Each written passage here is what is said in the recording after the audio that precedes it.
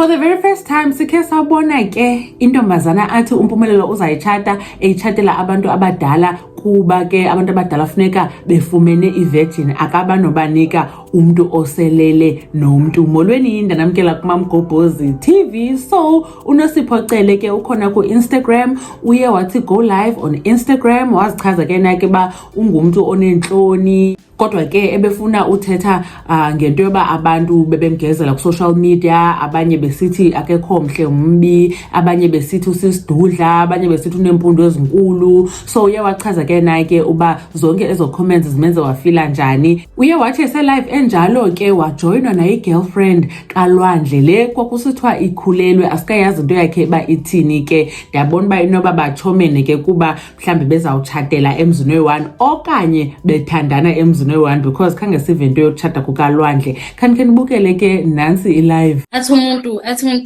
iwo ngincamela isishwapha sami kunezinqinga vele uzoyithatha phi vele noma sekuthiwa usincameli isishwapha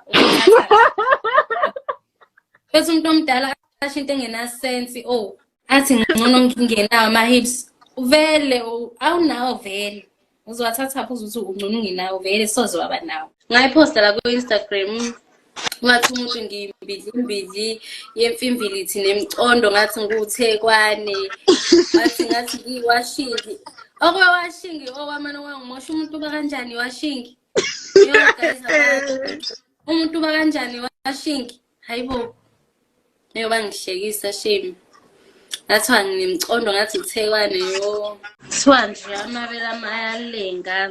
No guys ngiyazisho shame ngiyakwazi shame ukubhodisha umuntu guys engazi wayidala yo kodwa ngiyakhala ngabantu abadala ngoma wethu no anti bethu abadala ayicha ngiyakhala shame abantu abadala ngibahloniphani nami kuthiwa ngikhulelwe kodwa uzomithisa yini manje?